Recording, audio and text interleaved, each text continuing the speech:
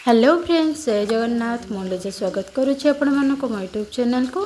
तो चलते आज गोटे नुआ बड़ीर रेसिपी देखा जहाँकि देखापी पूरा दांतिकिली पर देखा खावा को बहुत ही टेस्ट लगे, बनवा भी बहुत सहज। तो तार फुल रेसिपीटी आज आपण मन सहित मुझे सेयार करुच्ची। तो चलते देखा देखो बहुत ही हल्का लगे खावाई, आ बहुत मान धरले ही हाथ में गुंड हो बहुत मजा लगे खायापी। तो चलते आज पूरा प्रस्तुत देखा। फर्स्ट किसी मसला प्रिपेयर करने। तो देखो ये मु कंचा लंका अदा रसुण को दरदरा पेस्ट कर देती टिके खदड़िया थी। तो ये किसी जुआणी राशि लुण स्वाद अनुसार आ लंका गुंड सोडा खार आ हेंगु जो सामग्री दरकार गोटे प्लेट नहीं जाइए। तो अबे गोटे चुली जालिकिना किसी पानी बसईदेवा रसरे। तो ये जो चाउल बाहरी थाई खुद ताको भल भाव धोईकी सफा करके रखीदे। पानी रे सब मसला मसली लुण लंका राशि और हेंगुटा लास्ट रे दबा भल बास्ना आसो। आ जहाँ जहाँ सामग्री दरकार सब पकईदेवा ए।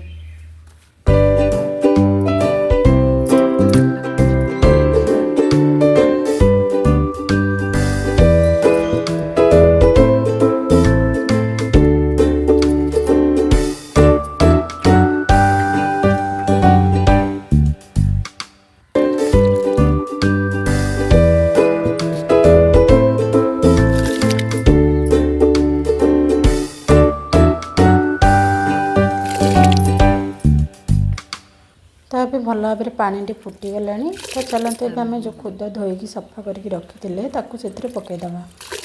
पकईकिना लगातार घांटा टिके ना से लगिकिना गुला हो। तो गोटे 10 ରୁ 15 मिनट पर्यंत एमती घांटिले से आराम से सीझी।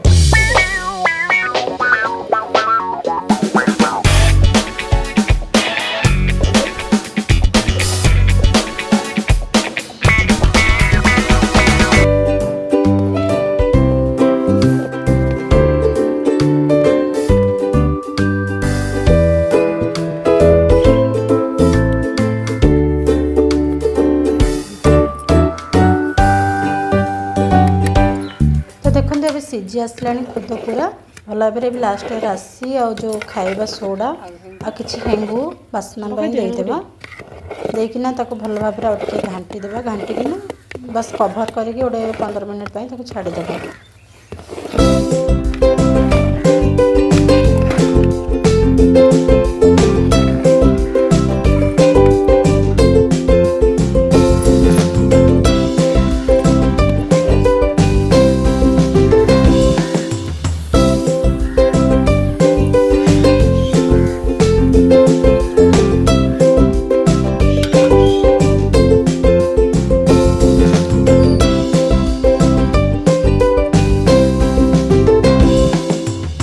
एबे खुद बड़ी पूरा प्रस्तुत हो जाए, भल भाव में सीझी जाइए।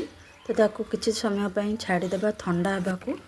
तापर आम जो दांतिकिली छांच थाए, जदि दांतिकिली छांच ना भी तेल जरी से भी होल करके एमती दांतिकिली टाइप हो लंबा लंबा हो जो भी स्टाइल आम बन पार। ताकू 1 ରୁ 2 दिन सुखापी छाड़देवा। तापर आम बड़ी पूरा प्रस्तुत हो।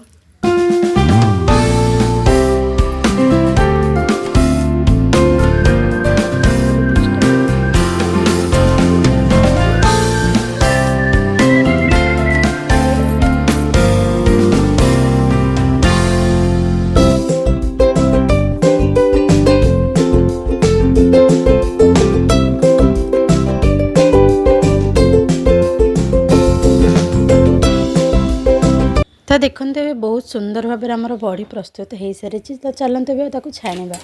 तो देखो हल्का हल्का से पूरा फुलीज फुलिकिना बहुत ही माने खावाई बहुत ही हल्का पूरा हल्का लगे बड़ी खायापी। तो आज वीडियोटी जब आपण को भल लगी please like and share subscribe करदे मो चैनल को। रही जय जगन्नाथ।